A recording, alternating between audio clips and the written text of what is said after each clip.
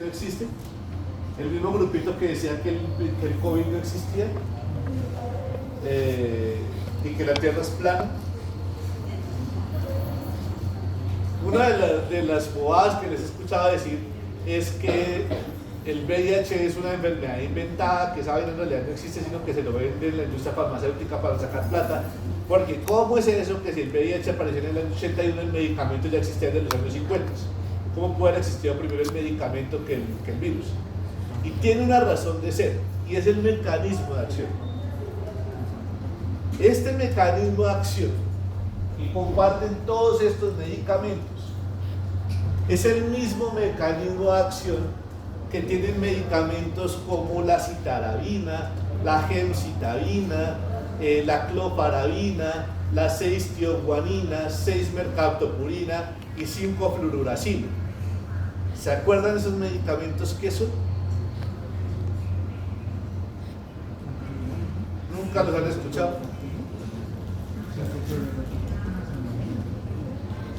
Mire, farmacología pudo haber sido mucho más difícil. Si el profe García algún día me hace caso. Son antineoplásicos, son medicamentos para el cáncer. Miren que nosotros no hemos tocado el tema de cáncer. Donde tocáramos el tema de cáncer, se nos mete un grupo casi igual o peor que los antibióticos. Son medicamentos para el cáncer. Pues es que obviamente, si estos medicamentos son análogos de nucleócidos o nucleótidos, son capaces de inhibir ADN polimerasas de un lado, pues son capaces de inhibir a la ADN polimerasa del otro lado. De hecho, la sidobudina por eso apareció en los años 50, porque apareció como un medicamento para el cáncer. Resultó siendo terriblemente malo para el cáncer, por eso nunca lo utilizaron. Pero en los años 80, cuando comenzó la epidemia de VIH, pues apareció otra vez sidobudina y dijeron, venga marica, esta vaina como que sí funciona. En el año 88 aparece el ritonavir. Pero en esa época, estos medicamentos eran caros y altamente tóxicos. Esas quimioterapias para el cáncer, ustedes han escuchado que son tóxicas. Que uno bajito hace depresión de la médula ósea, entonces hacen trombocitopenias, hacen neutropenias, hacen linfopenias y hacen anemias. Se les cae el pelo, hacen atrofia cutánea, hacen alteraciones gastrointestinales que se acompañan de náuseas, diarrea y vómito. De náuseas, vómito y diarrea. Entonces usted como mínimo con la quimioterapia tradicional hace la hematotoxicidad, la toxicidad de piel y paneras y la toxicidad gastrointestinal. Pues resulta que para esta época sidobudina se utilizaban en los años 80 20 tabletas al día. Además de ser difícil de tomar, tenía una alta toxicidad. Entonces, la gente, ¿para qué se iba a tomar un medicamento tan altamente tóxico si es que con el VIH no se estaba muriendo, se iba a morir por allá dentro de 10 años? Pues para esa gracia dicen, pues mejor yo me quedo con mi VIH acá sano, voy a vivir bien durante estos 10 años y ya dentro de 10 años miro a ver qué pasa. De hecho, así era que se hacían los tratamientos en esa época. En esa época lo que se hacía era que al paciente no se le daba tratamiento, sino que se esperaba hasta que aparecieran los síntomas del SIDA, que aparecieran las infecciones oportunistas, que aparecieran las neoplasias oportunistas o que el conteo de CD4 bajara por debajo de 200. Ahí se le daba el tratamiento, el paciente se recuperaba un poquito y se le suspendía el tratamiento. Era lo que se sabía en esa época. Ritonavir era una mierda, esta vaina producía mucho vómito. Mis profes viejitos utilizaban ritonavir para inducir el vómito en los niños cuando se intoxicaban de lo feo que sabía el ritonavir. Así que la gente no iba a tomar esa vaina. Pero por allá en los años 90, y además el problema de darles estos tratamientos así es que el virus rápidamente iba a hacer resistencia. Por allá en los años 90, y vale aclarar que acá ya esta vaina se comenzó a visibilizar mucho más. Acuérdense que VIH en un principio era una cuestión de maricas, prostitutas y drogadictos. Pero pues después, bueno, cuando le pasó lo que le pasó a Freddie Mercury, se seguía teniendo el mismo principio, pues, tipo era drogadicto y marica, pero no era pobre. Y eso ya ayudó para que se comenzara a meter un poco de investigación. Pero en los años 90 hubo una cosa, pues terrible para el sujeto, pero fue un hito, que fue la infección por VIH que tuvo Magic Johnson. Magic Johnson era un basquetbolista super top en la época de los 90, el más heterosexual del planeta. El tipo heterosexual, estoy seguro que nunca ha visto un pipí distinto al suyo. Rico, heterosexual y marica, no marica no, resultó con VIH. Claro, cuando le pasó a Magic Johnson dijeron, y como que estaba bailando solamente para lo bajo de la sociedad. Además que no conté, el VIH en realidad no apareció en el año 81, ya hay unos reportes como de los años 50 o 60 en Miami y eran de inmigrantes haitianos, pero eran inmigrantes y negros, bueno, igual. Una vaina de inmigrantes negros, pobres, homosexuales, prostitutas y drogadictos. Pero ya cuando en los años 90 le comenzó a pasar a heterosexuales, comenzó a pasar a gente rica, bueno, Magic Johnson era negro, pero bueno, a otras personas. Las cosas comenzaron a decir, ay, como que esto sí toca pararle bolas, como que esto le puede pasar a cualquiera. Dijeron, ¿qué es lo que vamos a hacer para acabar con el VIH en el mundo? Entonces dijeron que la educación, pero lo cierto es que la educación nunca ha servido para eso. Para esto sí, por supuesto. En esas investigaciones de los años 90 dijeron, venga, uno de los problemas que nosotros tenemos es que el virus rápidamente me hace resistencia y los pacientes pues al final se van a terminar muriendo. Así que tratamiento ¿para qué? Entonces alguien llegó y dijo, pues una de las opciones para evitar la resistencia es no darle un medicamento, sino darle 2 o 3 o 4 medicamentos. Y la idea de esos medicamentos es que esos medicamentos tengan mecanismos de acción distintos. Eso es lo que se llama el target.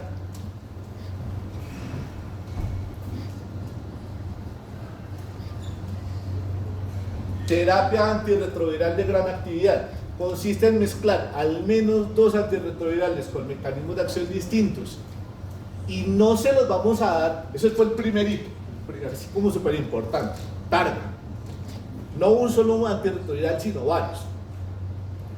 Obviamente deben tener mecanismos de acción distintos. Entenderá que yo coger a alguien y darle la amibudina con entricitabina es una estupidez. Pero entonces sí podría utilizar, por ejemplo, darle la amibudina con tenofovir, o darle la amibudina con sidobudina, o entricitabina con tenofovir, comenzar a hacer mezclas, o estos dos, por ejemplo, con uno de estos. Esas mezclas son las que tenemos que utilizar. Por eso les estoy hablando de los mecanismos de acción y del nucleócido o nucleótido al que se parece. Y el otro, que aparece ya después en los años 2000, es el de test and treat. Tengo prueba positiva, le doy el tratamiento de uno. Las guías colombianas dicen que un paciente que vive con VIH al momento del diagnóstico debe tener valoración con el infectólogo en los primeros 3 meses. Pero el tratamiento antirretroviral inicial se lo debe mandar es el médico general. Esto es una responsabilidad de médicos generales, no de infectólogos. Entonces, el backbone consiste en mezclar al menos 2 de estos. Entonces, la guía me dice que lo ideal es que yo comience con entricitabina más tenofovir disoproxil fumarato, o con entricitabina más tenofovir alafenamida, o con abacavir más lamivudina, y como última opción sidobudina más lamivudina. Ese es el backbone, y en ese backbone están de acuerdo todas las vías. Está de acuerdo IRSA, está de acuerdo CDC, está de acuerdo la guía colombiana. El backbone es el mismo. Del comienzo, darles la mezcla inicial ideal es el tricitabina con tenofovir isoproxicomalato, o el tricitabina con tenofovir a la fenamida, o abacavir con la mibudina, o como última opción, sidudina más la mibudina.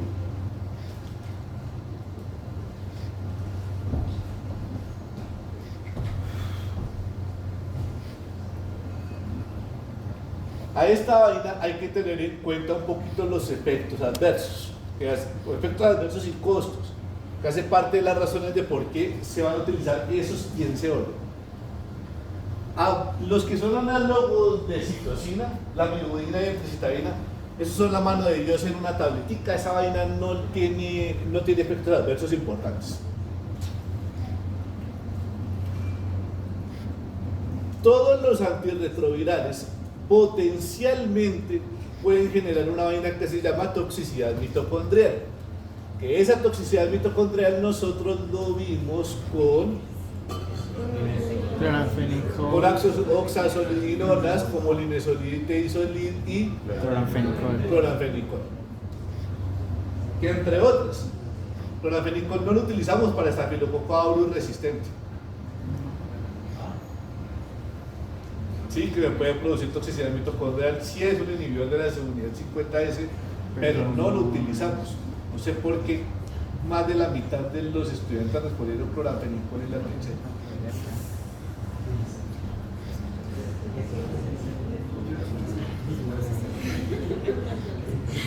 Entonces,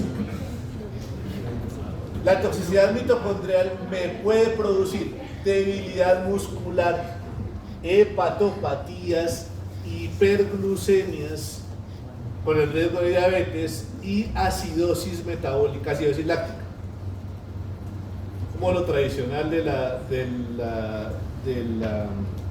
toxicidad mitocondrial. Los medicamentos viejos, como por ejemplo sidobudina, acuérdense que esta vaina también me producía hematotoxicidad y también me puede producir neurotoxicidad. La sidobudina es buena, la verdad es un muy buen medicamento. Lo que pasa es que, como es de los viejos, tiene muchos efectos adversos. Recuerden que este me produce, además de la toxicidad mitocondrial, me produce anemias, toxicidad hematológica, como me puede pasar con otros antineoplásicos. Y me puede producir pues toxicidad gastrointestinal también, aunque eso pasa en el corto tiempo. Y neurotoxicidad, sobre todo neurotoxicidad periférica. Por eso sidobudina lo dejamos al final. Estos dos, bien, chiquito. Este, mucha toxicidad. Abacavir tiene dos problemas. Primer problema del abacavir es un medicamento que tiene un alto riesgo de aumentar el riesgo cardiovascular.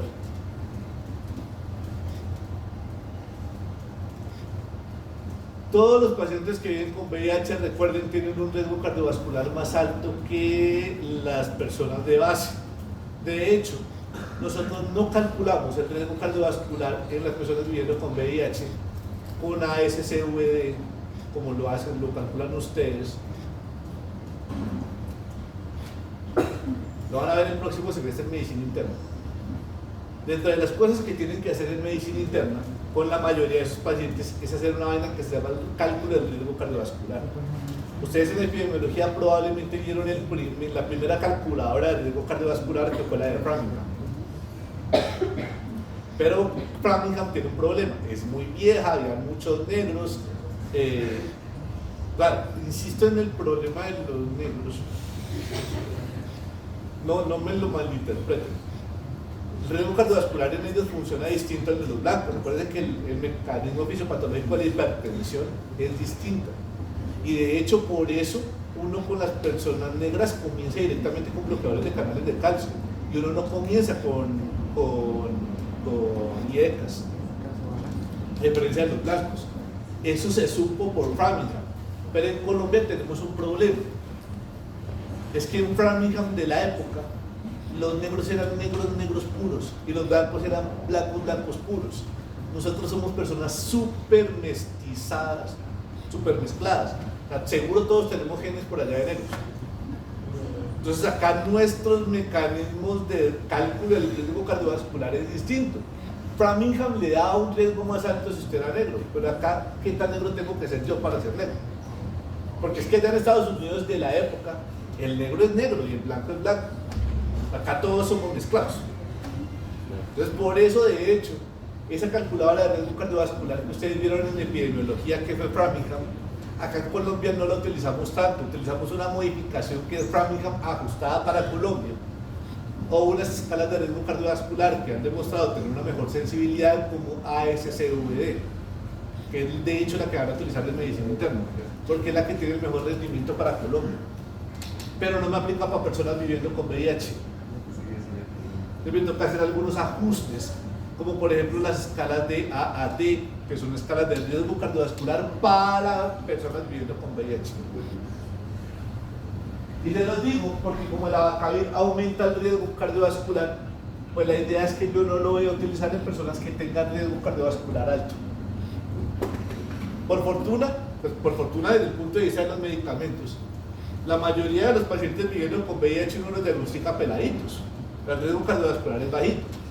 El problema es que hoy en día, esos que se diagnosticaron hace 20 años, hace 30 años, hoy en día ya tienen 50, 60 años y ya seguramente ya tuvieron su primer infarto, capaz que.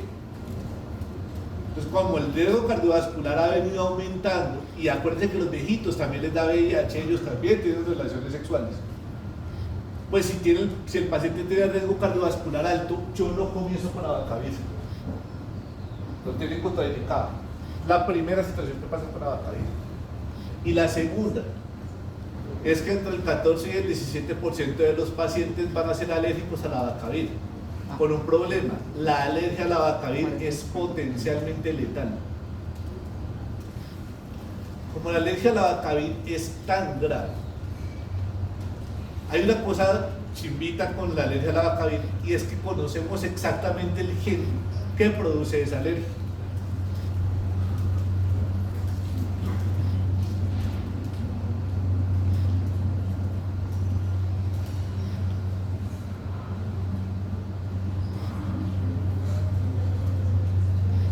Es el HLA-B5701. A todo paciente obligatoriamente, al que usted le considere dar tratamiento con abacavir, hay que hacerle un rastreo genético de HLA-B5701. Si es positivo, no puede darle abacavir. Esto me genera un problema.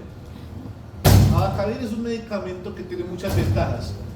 Si no tiene riesgo cardiovascular, por lo demás es muy seguro y es barato. Por eso mucho pelado actualmente del viviendo con VIH está en el manejo con abacavir. Pero el problema es que me toca hacer ese rastreo genético de HLA-B5701. Eso implica que eso se me va a demorar iniciar el tratamiento. Lo ideal es que yo le diagnostico al paciente hoy el VIH y mañana ya está con el tratamiento antirretroviral.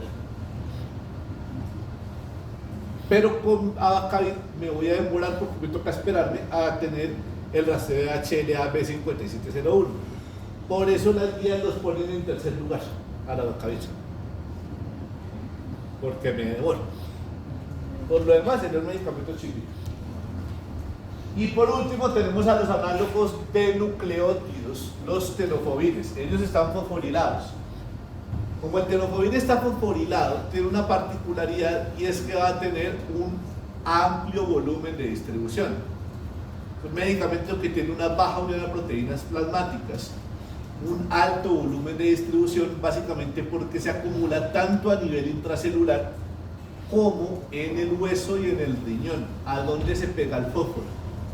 Que ellos están fosforilados, así que coge para donde coge el fósforo, y el fósforo coge para el hueso y para el riñón. Por esa razón, el primero de los tenofovires que apareció, que es tenofovir disoproxil fumarato, es un muy buen medicamento, pero suele producir osteotoxicidad y nefrotoxicidad. Tenofovir disoproxil fumarato va a estar contraindicado en personas con osteoporosis o con riesgo de osteoporosis, como por ejemplo pacientes con tratamientos crónicos con glucocorticoides o pacientes con hipogonadismo o mujeres posmenopáusicas y en pacientes que tengan insuficiencia renal. Además, todo paciente que está tomando tenofovir debe tener una función renal previa buena y hacerle control de la función renal cada 6 meses.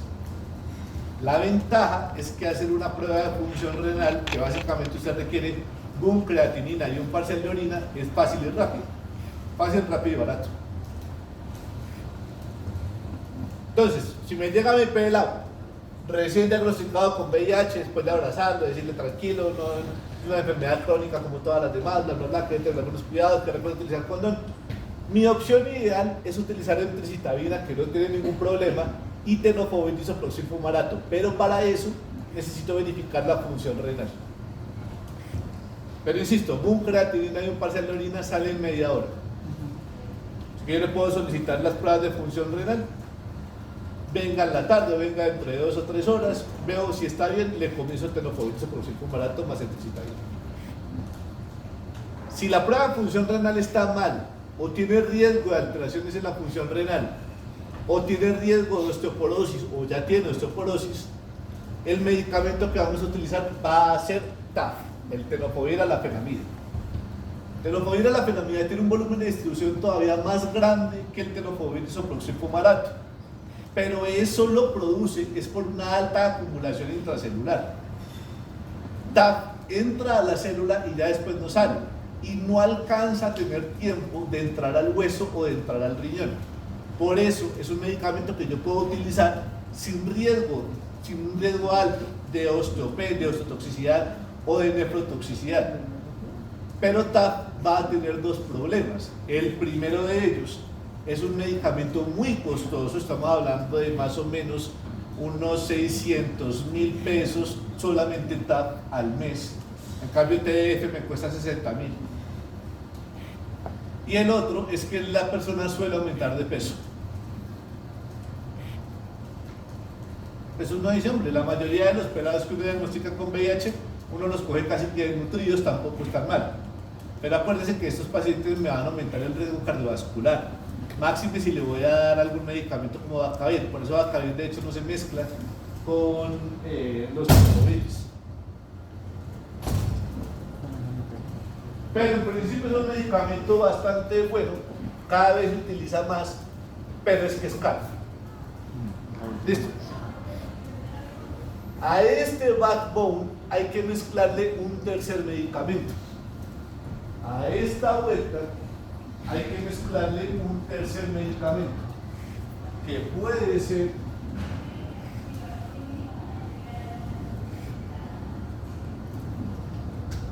mi tercer medicamento puede ser un inhibidor de nucleótido de la transcriptasa inversa, un inhibidor de integrasa o un inhibidor de proteasa. Lo ideal es que sea un inhibidor de integrasa. Es lo que recomiendan actualmente todas las guías, que mi tercer medicamento sea un inhibidor de integrasa. ¿Por qué? Los inhibidores de integrasa son todos medicamentos de alta barrera genética. Alta barrera genética.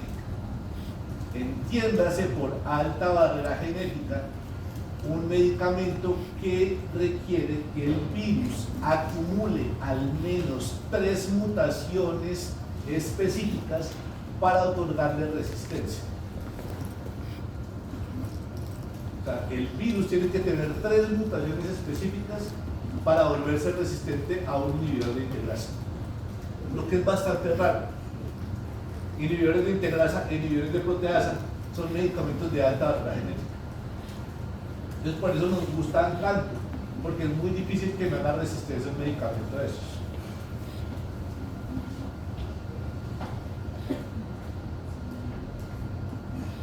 Son los ideales hoy en día, pero ¿cuál es el problema?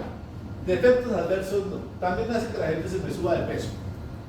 Puedo vivir con eso. Que haga dieta y ejercicio, listo. Pero son caros, putamente caros. Estamos hablando que el Raltegravir está alrededor de los 3 millones de pesos el tratamiento mensual. Claro, 3 millones de esta vuelta más 600 de esto, son 3.600.000 mensuales. Eso es muy caro. Y mensuales por el resto de la vida del sujeto. Con tan mala suerte para mí como pagador, esta gente va a vivir hasta los 80 hoy en día. Si la gente juiciosa con el medicamento va a vivir hasta los 80, si se infecta hasta los 20, pues va a ser 60 años que yo como sistema de salud le tengo que andar pagando un montón de plata para mantenerlo vivo. Es caro. Pero tenemos una gran ventaja. Acuérdese que esto es para gente joven. La gente joven yo le puedo meter plata desde el punto de vista de la salud pública, porque va a trabajar y me los va a devolver. En cambio los viejitos. Y tuvimos otro problema grave. Es que, por ejemplo, a principios de este año, desde el año pasado y a principios de este año, tuvimos desabastecimiento de Raltegravir. Ese es el otro problema. Y si no es Raltegravir, ¿qué mierda sabe? Porque otra de las cosas que le toca a uno comenzar a hablar es de eso. Un pequeño detallito acá. El desabastecimiento casi nunca sí puede ser culpa del gobierno. Y el INVIMA muchas veces es la entidad más dinosaurica del planeta. A veces las cosas allá no funcionan. Pero lo cierto es que el desabastecimiento no es un problema únicamente de Colombia, pasa en todo el mundo. Y por ejemplo, el problema con Raltegravir es que uno de los elementos que se utilizan para la síntesis del Raltegravir son sustancias que vienen de Ucrania. Claramente, como no han podido sacar muchos elementos de Ucrania, se han tenido problemas para la síntesis de ciertos medicamentos. Claro, no tengo Raltegravir, pues lo puedo cambiar por alguno de los otros. Pero si no, ya me tocará comenzar a buscarme la vida con alguno otro de los dos mecanismos de acción. Cabotegravir es el medicamento de elección en Canadá. Cabotegravir tiene una ventaja, es que se va intramuscular cada 2 meses. Otros medicamentos son para tomárselos una vez al día. Cabotegravir es una inyección cada 2 meses. Y fíjense a propósito de esto, una cosa súper bacana. Actualmente, por ejemplo, hay muchos medicamentos que ya vienen todos mezclados en una sola tableta. Por ejemplo, entricitabina más tenofovir-alafenamida más Raltegravir, viene todo en una sola tableta. Y el paciente solo se tiene que tomar una tabletica una vez al día, y para de contar. Pasamos de los años 80 de tener que tomarse 20 medicamentos con una altísima toxicidad a tomarse una sola tabletica una vez al día con el riesgo de que se engorde un poquito. Ya hoy en día la gente no se muere de VIH. La gente que se muere de VIH es porque nunca se hizo la prueba. Pero otras, acuérdense de hacerse la prueba, que eso cada nada están haciendo por ahí campañas de hacerse. El problema, insisto, es la gente ignorante que está acá en este primer grupo, que vive con VIH y no lo sabe. La otra opción, si no tengo un inhibidor de integrasa, es utilizar un inhibidor de proteasa o utilizar un inhibidor del no nucleósido de la transcriptasa reversa. Estos medicamentos tienen mayores efectos adversos. Por ejemplo, nevirapina ya no está en ninguna guía. Ya ustedes no lo van a ver mucho, porque ya el Hétero, que es el laboratorio productor, decidió suspender a principios de este año la fabricación internacional de nevirapina. Pero en Colombia todavía hay personas que están tomando nevirapina. La nevirapina es un medicamento altamente hepatotóxico. Es de todos el más hepatotóxico. Me puede generar hepatotoxicidad hasta el 17% de los pacientes. Pero insisto, esto ya está mandado a recoger porque ya la gente casi no lo utiliza. Segundo, Efavirenz. Efavirenz no está de primera línea en la guía colombiana, sí está de primera línea opcional en las guías de la Organización Mundial de la Salud, y tiene un problema, y es que Efavirenz es altamente tóxico desde el punto de vista del estado mental de los pacientes. Es una vaina que puede generar alucinaciones, que puede generar despersonalización, puede generar depresión e ideas suicidas con suicidios efectivos. Entonces eso era una mierda, porque uno comenzaba con los pacientes antes del 2021, era medicamento de primera línea, era con el que uno comenzaba, y pues era una cagada porque los pacientes cuando uno los diagnostica con VIH casi nunca están felices. A la gente normalmente está triste. Y le voy a dar un medicamento que le empeora la depresión y le puede generar ideas suicidas. Pues era una mierda. El medicamento de Favirenz está contraindicado en pacientes con antecedente de depresión o cualquier otra enfermedad mental. Y como genera alucinaciones, toca tomárselo de noche, para que usted alucine mientras está durmiendo.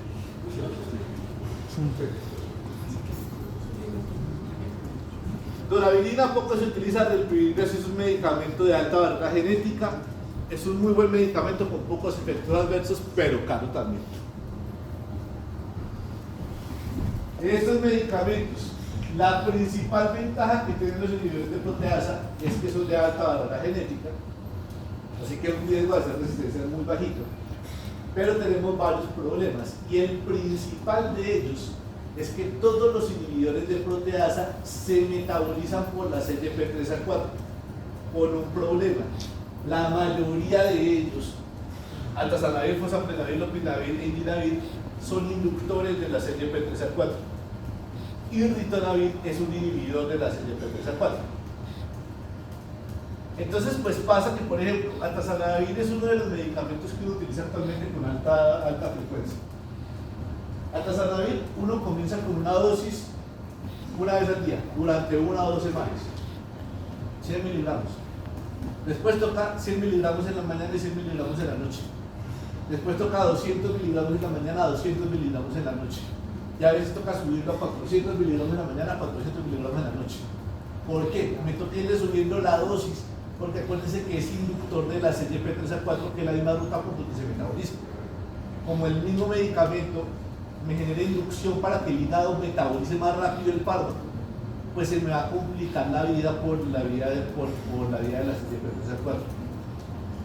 Entonces es un medicamento que es una mierda por ese lado, y si le da por tener tuberculosis ni le digo, porque con la rifampicina ya payo. Entonces, o si le da por tener por ejemplo hipertensión, pues los bloqueadores de canales de calcio, recuerden que se metabolizan por la CYP3A4.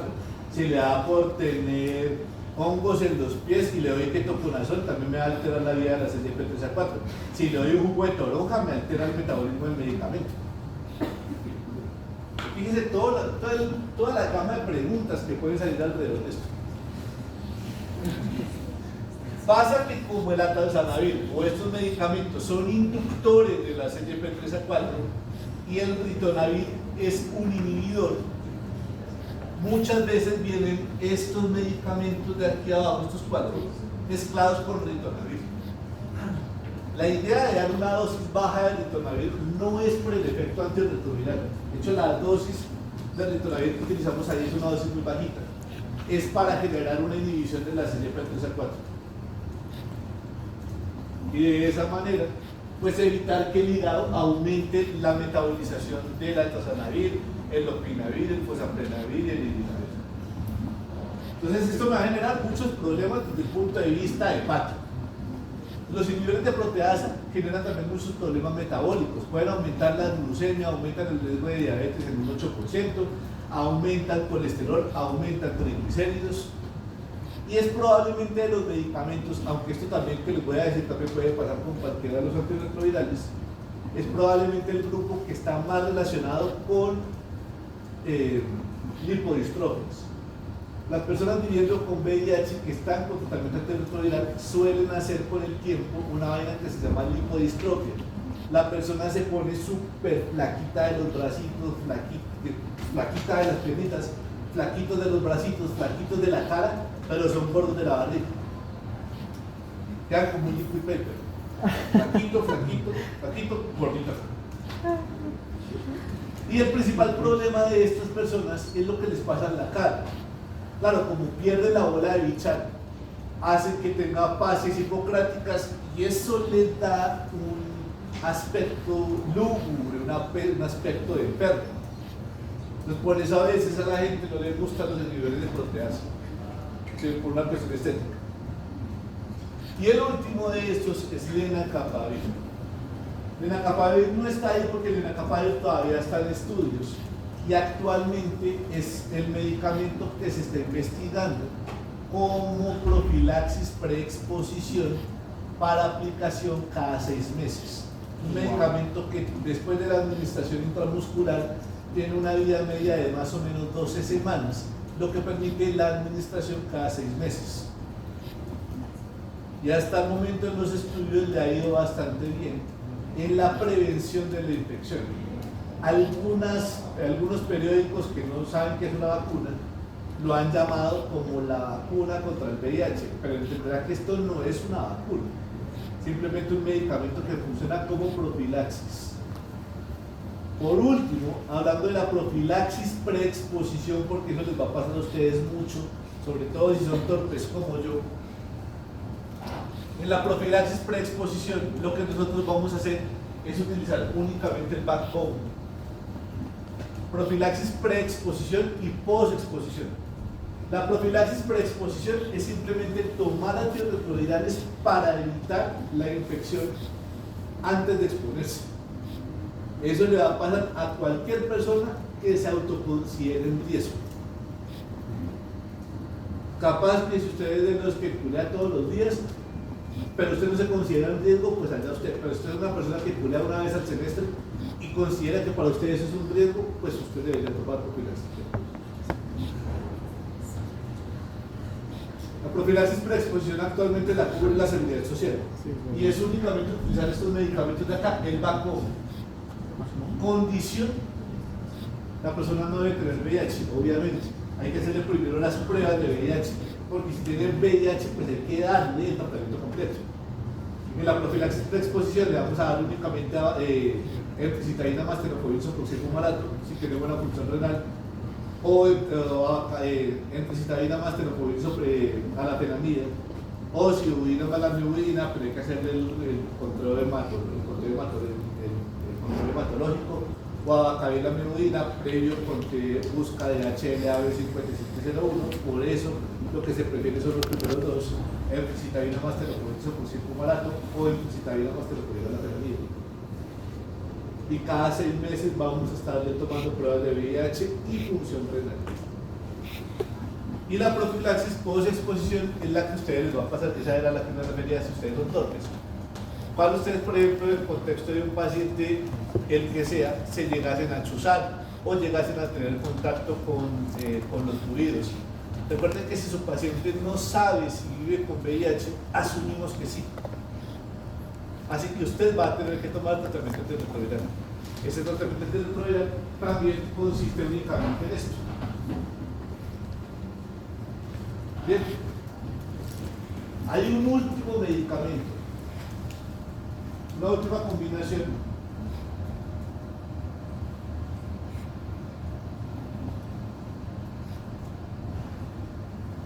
Que es el único que está en las guías, que es 2. Dice que todos los demás medicamentos son 3 medicamentos, al menos 3, porque si son inhibidores de proteasa son 4. Pero hay un esquema que es solamente de 2, que es dolutegravir con emtricitabina, el dovato. Condición para darle dovato a las personas, emtricitabina más dolutegravir, es que el paciente, por un lado, tenga un punto de SD4 por encima de 300.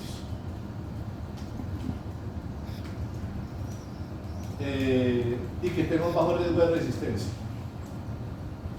Pues porque es el único esquema aprobado actualmente que es de 2. Los demás son 3 o 4 medicamentos. Señores, con este tema a grandes rasgos antirretrovirales, ¿hay alguna suerte de duda? Está fácil, ¿sí? ¿A qué se refiere exactamente con bajo riesgo de resistencia? ¿A qué me refiero exactamente con bajo riesgo de resistencia? Por un lado, que no haya sido considerado relativamente altos riesgos las vías de transmisión intravenosa. Eso tiene un riesgo per se más alto de resistencia. Por otro lado, que no haya tenido esquemas previos que le hayan fallado. Y pues que rápidamente me llegue a ser indetectable. Una pregunta, ¿se veía resistente? O sea, solamente cambia vida o realmente hace varios VIH resistente. Si yo tengo falla a un tratamiento, al que sea, yo le di tratamiento y hay falla, por falla me refiero a que no logré que el paciente llegara a ser indetectable en máximo 12 meses, lo considero falla terapéutica. A la falla terapéutica hay que hacerle un mapeo genético completo del virus. Y en función de ese mapeo genético, es que yo voy a decidir qué otro medicamento puedo utilizar. Ya uno con el mapeo uno puede definir qué estos medicamentos puede considerar en función de los posibles riesgos de resistencia. Pero hay que hacer siempre el mapeo genético. Ya que si yo tengo, por ejemplo, resistencias a muchos de estos, ahí es donde consideraré la opción de utilizar alguno de estos. Pero siempre prefiero a estos de por aquí. Ese mapeo genético, pues no nos vamos a meter en ese tema, que entenderán que es un poco más dispendioso. Ahí sí ya es responsabilidad del inspector. ¿Listo, Luis? ¿No es con esto? Gracias, doctor. Nos vemos el martes, señores. Por último, no me queda más que agradecerles a los que vinieron a dar clases, a algunas clases, o a la mayoría de algunas caras. Siempre me termino encontrando una que otra cara nueva. Espero yo no tener que verlos mucho a ustedes el próximo semestre. A los que sí, pues bienvenidos a Farmacología otra vez. A los que no, pues ha sido un gusto compartir con ustedes, señores, que tengan un feliz resto de carrera. Gracias, doctor.